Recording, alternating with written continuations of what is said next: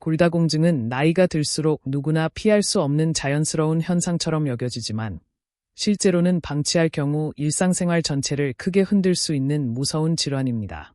단순히 뼈가 약해지는 병이라고 생각하기 쉽지만 그 결과는 뼈가 부러지거나 척추가 휘어지고 결국 독립적으로 생활하기 어려운 상황으로 이어질 수 있습니다. 특히 50대 이후부터는 뼈의 강도가 눈에 띄게 낮아지기 때문에 평소 생활 습관과 검진, 그리고 예방 관리가 무엇보다 중요합니다. 사람의 뼈는 젊을 때부터 조금씩 변합니다. 청소년기와 청년기에는 뼈가 계속 성장하고 단단해지며 30대 초반까지는 뼈가 가장 튼튼한 상태를 유지합니다.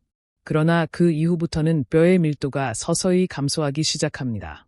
처음에는 눈에 보이지 않고 특별한 증상도 없기 때문에 대부분의 사람들이 이를 알아차리지 못합니다.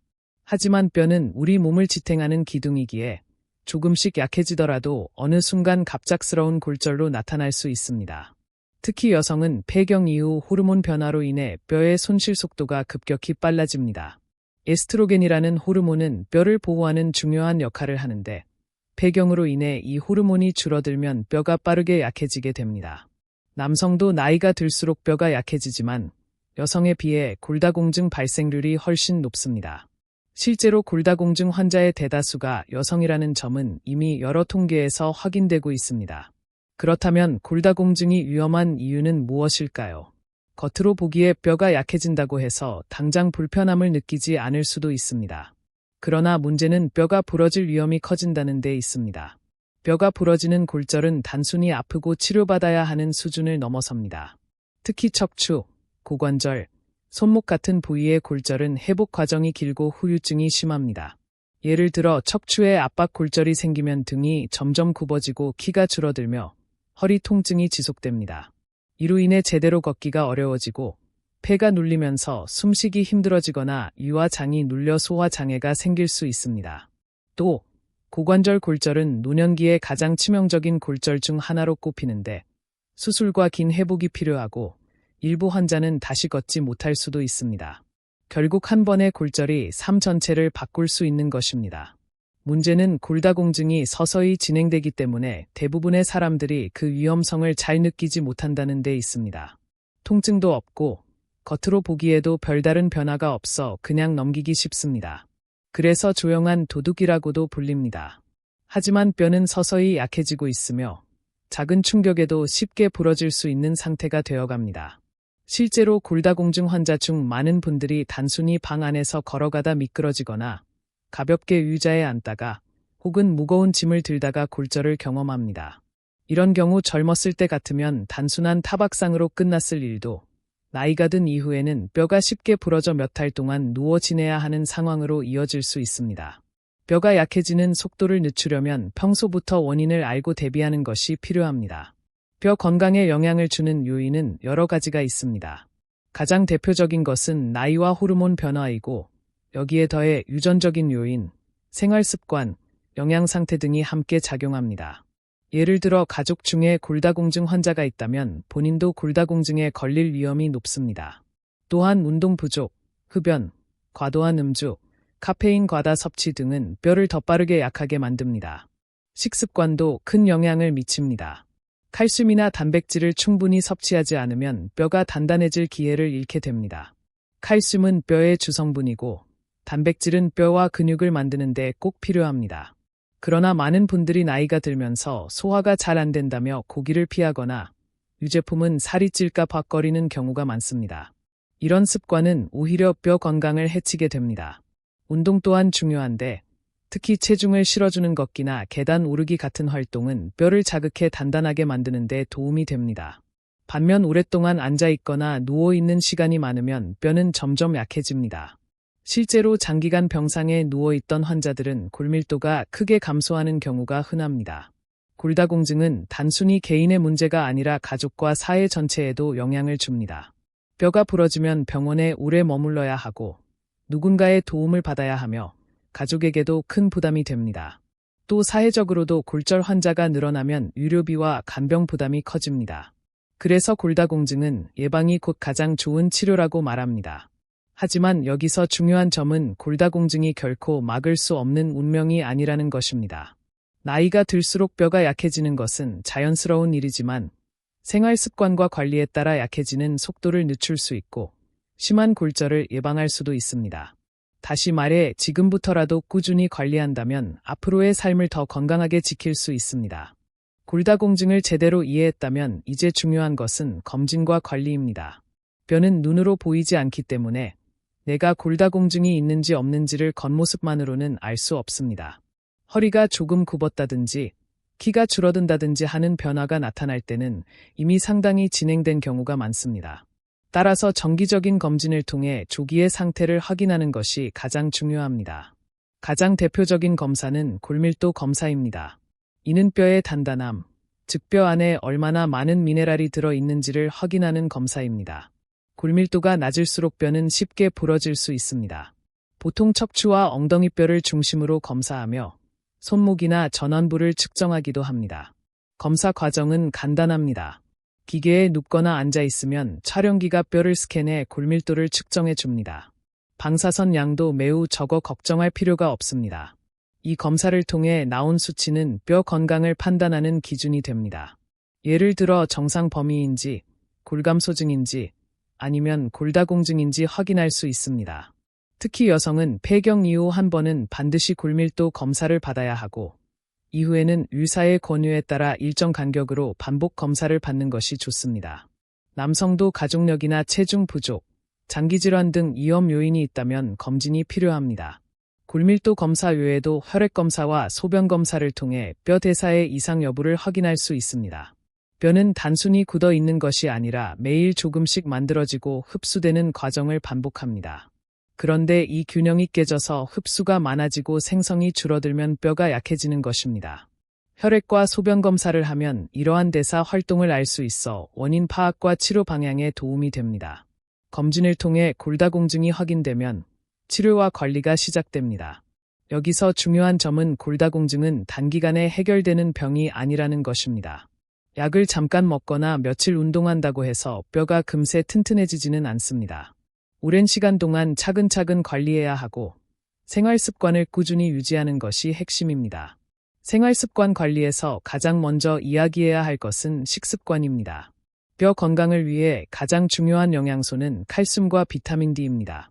칼슘은 뼈의 재료이고 비타민 D는 그 칼슘이 몸속에 흡수되도록 도와줍니다. 칼슘은 우유, 치즈, 요거트 같은 유제품에 많이 들어있고 뼈째 먹는 생선이나 두부, 시금치, 브로콜리 같은 채소에도 들어 있습니다. 하지만 유제품을 잘 먹지 않는 분들은 칼슘이 부족해지기 쉽습니다. 비타민 D는 햇볕을 쬐면 피부에서 생성됩니다. 그러나 나이가 들수록 피부의 합성 능력이 떨어지고 또 요출을 잘 하지 않거나 자외선을 피하다 보면 부족해지기 쉽습니다. 그래서 햇볕을 규칙적으로 쬐는 것이 필요합니다. 하루에 30분 정도 아침이나 오후 햇볕을 받으면 도움이 됩니다. 또한 연어나 고등어, 계란 노른자 같은 음식에도 비타민 D가 들어 있습니다. 칼슘과 비타민 D 외에도 단백질이 중요합니다. 뼈는 단단한 미네랄 덩어리이지만 그 속에는 단백질 구조가 있습니다. 단백질이 부족하면 뼈의 질이 나빠지고 근육도 약해집니다. 근육은 뼈를 보호해주고 충격을 흡수해주기 때문에 단백질을 충분히 섭취해야 합니다. 고기, 생선, 달걀, 콩류 등을 매일 균형 있게 먹는 것이 좋습니다. 그 외에도 뼈 건강에는 마그네슘, 칼륨, 아연, 비타민 K 등이 영향을 줍니다. 마그네슘은 뼈 속에 존재하며 칼슘 대사에 관여하고 칼륨은 체내 산성 물질을 중화해 뼈 손실을 줄여줍니다. 비타민 K는 뼈 단백질 합성에 필요합니다. 따라서 다양한 채소와 과일, 견과류를 섭취해 균형을 맞추는 것이 필요합니다. 식습관과 함께 반드시 실천해야 할 것이 운동입니다. 운동은 뼈를 자극해 더 단단하게 만들고 근육을 강화해 골절 위험을 줄여줍니다. 운동은 크게 세 가지로 나눌 수 있습니다. 첫째는 체중 부하 운동으로 걷기나 계단 오르기, 가벼운 조깅 같은 활동입니다. 둘째는 근력 운동으로 아령이나 밴드를 이용하거나 맨손 체조를 통해 근육을 강화하는 운동입니다. 셋째는 균형 운동으로 요가나 태극권처럼 몸의 중심을 잡는 운동입니다. 예를 들어 하루에 5,000보 이상 걷는 습관은 뼈 건강에 큰 도움이 됩니다. 걸을 때는 허리를 곧게 펴고 시선을 정면으로 유지하는 것이 좋습니다. 계단 오르기도 엘리베이터 대신 실천할 수 있는 좋은 운동입니다. 근력 운동은 무거운 것을 들 필요는 없습니다. 물병이나 가벼운 아령을 이용해 팔과 다리 근육을 단련하거나 의자에 앉았다 일어나기를 반복하는 것만으로도 큰 효과가 있습니다. 균형 운동은 넘어짐을 예방하는 데 중요한데 나이가 들수록 낙상은 곧 골절로 이어지기 때문에 꼭 필요합니다. 운동을 시작할 때 주의할 점도 있습니다. 갑자기 무리하게 운동하면 오히려 부상을 당할 수 있으므로 처음에는 가볍게 시작해 점차 시간을 늘려가는 것이 좋습니다. 또 관절이나 허리가 약한 분들은 무릎에 무리가 가는 점프 운동은 피하고 대신 수영이나 실내 자전거처럼 몸에 부담이 적은 운동을 선택할 수 있습니다. 생활 습관에서 또 하나 중요한 것은 넘어짐 예방입니다. 골다공증이 있는 분들은 작은 낙상에도 골절이 쉽게 발생합니다. 그래서 집 안 환경을 안전하게 바꾸는 것이 필수적입니다. 바닥에 미끄러운 카페트 위나 전선을 두지 않고 욕실에는 미끄럼 방지 매트를 깔고 밤에는 불을 켜서 어두운 곳을 피하는 것이 좋습니다. 집 안 곳곳에 손잡이를 설치하는 것도 도움이 됩니다. 또한 시력이 나빠져 넘어질 수 있으므로 정기적인 안과 검진도 필요합니다. 마지막으로 약물 치료에 대해 알아봅시다. 골다공증 치료약은 뼈의 흡수를 억제하거나 뼈 생성을 촉진하는 약으로 나눌 수 있습니다. 흔히 사용되는 약은 뼈가 빨리 흡수되는 것을 막아주는 약이고 일부 환자에게는 뼈를 새로 만드는 약이 사용됩니다. 어떤 약이 필요한지는 개인의 상태와 위험 정도에 따라 의사가 결정합니다. 약물 치료는 생활 습관 개선과 함께 진행될 때 효과가 큽니다. 골다공증이라는 병은 단순히 뼈만 약해지는 것이 아닙니다. 이 병이 사람의 삶 전체에 어떤 영향을 미치는지를 살펴보면 우리가 미리 예방하고 관리해야 하는지 더욱 분명히 알 수 있습니다. 먼저 실제 사례를 들어보겠습니다. 어느 여성은 60을 갓 넘긴 나이에 허리를 삐끗하는 작은 사고를 당했습니다. 단순히 물건을 들다가 허리에 통증이 온 것이었는데 병원에 가보니 척추 압박골절이라는 진단을 받았습니다. 그 전에는 허리가 조금 굽는 정도라고 생각했지 뼈가 그렇게 약해져 있는 줄 몰랐던 것입니다. 이 환자는 이후 몇 달 동안 코르셋을 착용하고 누워 지내야 했습니다. 그 결과 허리 통증뿐 아니라 근육이 급격히 줄어들고 일상생활이 크게 제한되었지요. 이런 경험은 본인뿐 아니라 가족 모두에게 큰 부담이 됩니다.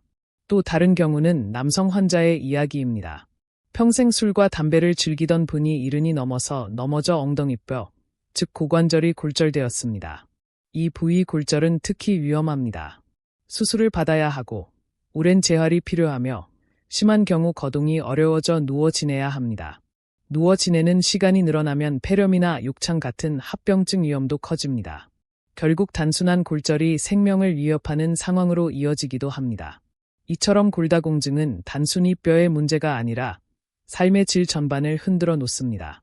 통증 때문에 활동이 줄어들고 활동이 줄면 근육은 더 약해지고 결국 더욱 쉽게 다치는 악순환에 빠지게 됩니다. 뿐만 아니라 요출을 꺼리게 되면서 사회적 고립이 심해지고 자신감도 떨어집니다. 실제로 골다공증 환자 가운데는 우울증을 호소하는 경우가 적지 않습니다. 그래서 우리는 단순히 골다공증을 의학적 문제로만 보지 말고 심리적 사회적 차원까지 함께 고려해야 합니다. 환자 본인은 물론이고 가족과 지역 사회가 함께 도와야 하는 이유가 여기에 있습니다. 가족의 역할을 좀 더 구체적으로 말씀드리겠습니다. 환자가 스스로 운동을 하겠다고 다짐해도 혼자서는 오래 유지하기 어렵습니다. 그러나 가족이 함께 산책을 나가고 식사를 준비할 때 칼슘과 단백질이 풍부한 음식을 함께 챙긴다면 훨씬 더 효과적입니다. 또 집안 환경을 안전하게 바꾸는 것도 가족의 도움 없이는 힘듭니다. 작은 카페트를 치우거나 욕실에 손잡이를 설치하는 일은 혼자 하기 어렵지만 가족이 함께하면 가능합니다. 또한 환자의 심리적 안정에도 가족이 중요한 역할을 합니다. 당신은 이제 뼈가 약하니 조심해야 해 라고 말하는 대신 우리가 같이 노력해서 더 건강해질 수 있어 라는 긍정적인 메시지를 주는 것이 좋습니다. 환자는 본인이 짐이 되었다는 생각이 들면 오히려 더 의욕을 잃습니다. 가족의 따뜻한 격려와 지지가 치료와 관리에서 무엇보다 큰 힘이 됩니다. 골다공증 관리에는 사회적 지원도 필요합니다. 보건소에서 시행하는 무료 골밀도 검사나 건강교육 프로그램을 적극적으로 활용하는 것이 좋습니다. 또 지역의 노인복지관이나 주민센터에서 운영하는 체조교실, 요가, 걷기 모임 같은 활동에 참여하는 것도 도움이 됩니다. 사람들과 어울리며 활동하면 몸도 튼튼해지고 마음도 밝아집니다. 이제 예방을 위한 장기적인 전략에 대해 말씀드리겠습니다. 뼈는 하루아침에 약해지는 것이 아닙니다. 젊을 때부터 서서히 변화가 쌓여 나중에 문제가 되는 것입니다. 따라서 지금 당장은 증상이 없더라도 미리 준비하는 것이 가장 현명합니다. 특히 50대 이후에는 체내 호르몬 변화와 함께 뼈의 손실 속도가 빨라지므로 이 시기에 집중적으로 관리하는 것이 중요합니다. 장기 전략의 첫 번째는 꾸준한 운동 습관입니다. 하루 이틀 걷는 것으로는 충분하지 않습니다. 매일 일정한 시간을 정해 생활 속에서 자연스럽게 몸을 움직이는 습관을 들이는 것이 필요합니다.